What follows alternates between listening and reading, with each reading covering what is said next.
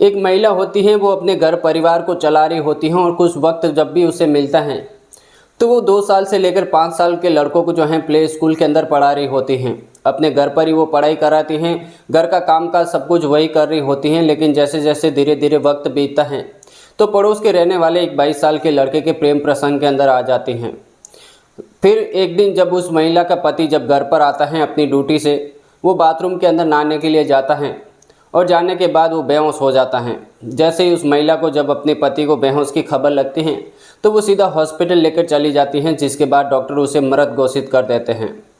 अब उस dead body को जो है पोस्टमार्टम के लिए भेज देते हैं। जैसे ही पोस्टमार्टम की रिपोर्ट आती है तो पुलिस को इस बात का खबर लग जाता है कि इसकी हार्ट अटैक की वजह से मौत नहीं हुई है, बल्कि इसका गला दबाकर मौत हुई है। जब पुलिस हर एंगल से जब इस केस की छानबीन कर रही होती है और एक ऐसी कहानी निकल कर सामने आती है, जब आसपास के लोग इस बात को सुनते हैं तो वो सोचने पर मजबूर हो जाते हैं और देखते ही देखते ये कहानी सोशल मीडिया पर काफ़ी ज़्यादा वायरल होने लग जाती हैं। आखिर उस व्यक्ति के साथ ऐसा क्या हुआ था, पूरी कहानी इस वीडियो के माध्यम से आप सभी को बताऊंगा। नमस्कार दोस्तों, मैं रमजान सैया और आज की सच्ची घटना जो मैं आपको सुनाने जा रहा हूं, दरअसल तेलंगाना का एक ज़िला लगता है मेडचाल और यहीं पर एक एरिया लगता है मेडीपल्ली वृंदावन कॉलोनी। और यहीं के रहने वाले अशोक, जो कि एक लॉजिस्टिक कंपनी के अंदर एक्सपोर्ट इंपोर्ट के मैनेजर होते हैं। उनकी पत्नी पूर्णिमा जो कि काफ़ी पढ़ी लिखी होती हैं और उनके 2 बच्चे भी होते हैं। उस घर परिवार के अंदर किसी चीज़ की कमी नहीं होती है।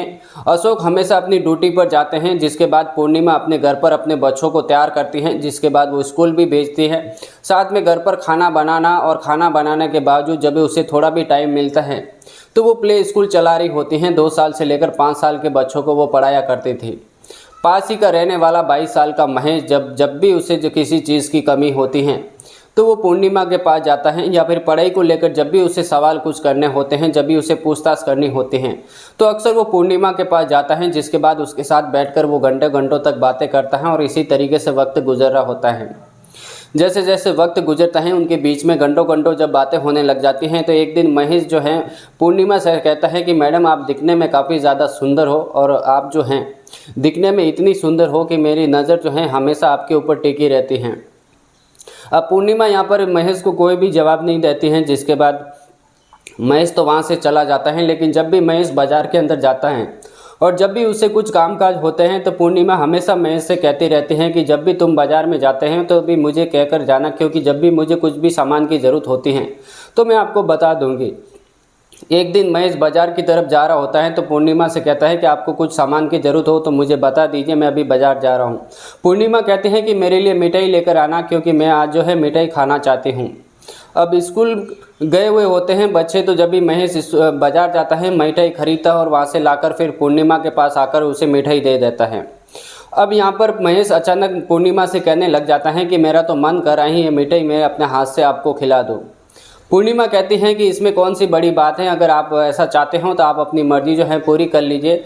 महेश मिठाई के बॉक्स को खोलता है, जिसके बाद पूर्णिमा को खिलाने लग जाता है।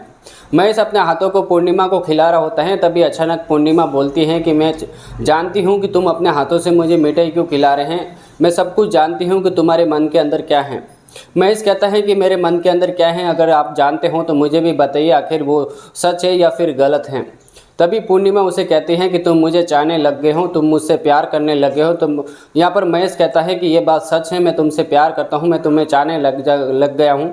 और इसी तरीके के उनके बीच में बातें होती हैं और पहली बार उनके बीच में संबंध बन जाते हैं। अब ये सिलसिला रुकने का नाम नहीं लेता है, आए दिन दोनों के बीच में संबंध बनने रहते हैं। धीरे धीरे जब वक्त गुजरता है, 12 दिसंबर 2025 का दिन आ जाता है। जैसे ही एक दिन पूर्णिमा का जो पति होता है अशोक, वो अपनी लॉजिस्टिक कंपनी के मैनेजर होते हैं, वहाँ से जब उसे छुट्टी मिलती है तो वो एक दिन दोपहर के दिन जब घर पर आ जाते हैं और घर पर आने के बाद वो नहाने के लिए बाथरूम के अंदर चले जाते हैं। जैसे ही वो बाथरूम के अंदर नहाने के लिए चले जाते हैं तो अचानक बाथरूम के अंदर वो गिर जाते हैं और गिरने के बाद वो सांस उनकी रुक जाती है। पूर्णिमा जैसे ही उसे उठाकर हॉस्पिटल लेकर जाती है अपने पति को।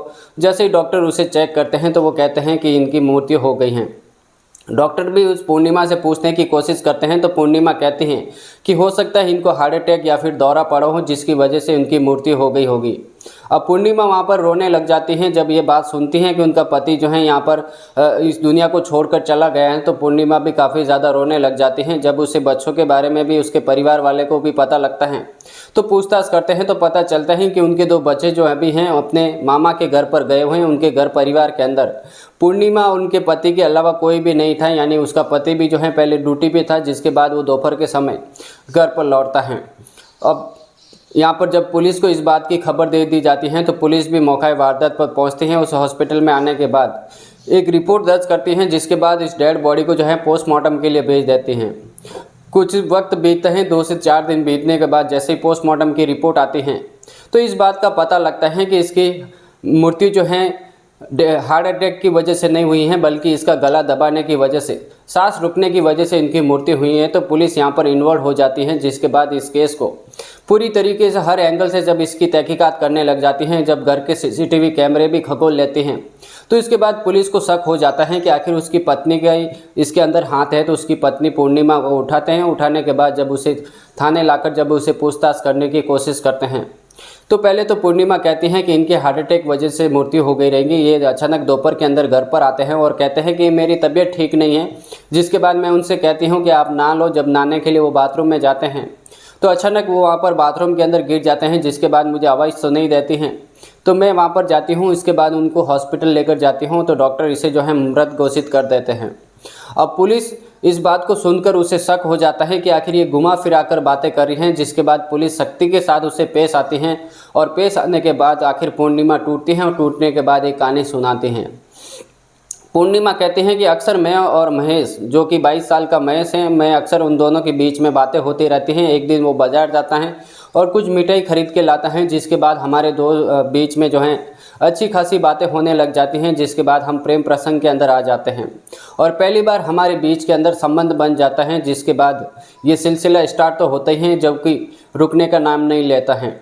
अब यहाँ पर बच्चे भी स्कूल जाता है, महेश मेरे घर पर आता है और इसके बाद में हम दोनों एक दूसरे के साथ संबंध बनाते हैं और फिर महेश वहाँ से चला जाता है। ये धीरे धीरे काफ़ी ज़्यादा वक्त बीत जाता है, लेकिन 11 दिसंबर 2025 के दिन एक दिन मेरा पति अचानक दोपहर के दिन घर पर आ जाता है। जिसके बाद मैं महेश के साथ संबंध बना रही होती हूँ तो हमें आपत्तिजनक स्थिति के अंदर अचानक जो है अशोक देख लेता है। जिसके बाद अशोक आग बबूला हो जाता है, काफ़ी ज़्यादा गुस्से में आ जाता है।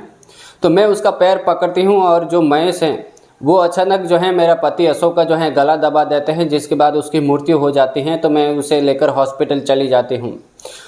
डॉक्टर उसे मृत घोषित कर देते हैं। जिसके बाद मैं ये कोशिश करने की कोशिश करती हूँ कि आखिर मेरे पति की जो हार्ट अटैक वजह से मौत हुई है, अगर मैं ऐसा कहूँगी तो मैं बच जाऊँगी और मुझे जेल भी नहीं होगी और महेश को भी कुछ नहीं होगा। जिसके बाद हम दोनों एक दूसरे के साथ हमेशा के लिए एक दूसरे के हो जाएंगे, हम दोनों एक साथ रह जाएंगे।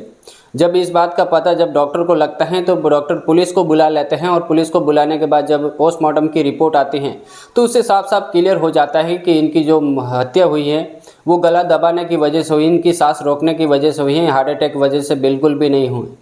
जब पुलिस हर तरीके से हर एंगल से जब इस केस की तहकीकात करने लग जाती है तो पुलिस को पूरी तरीके से शक हो जाता है कि आखिर इसके पीछे जो है हत्या के पीछे का जो हाथ होता है वो आखिर पूर्णिमा का है और पूर्णिमा के साथ एक व्यक्ति भी होता है जो कि 22 साल के आसपास का महेश होता है।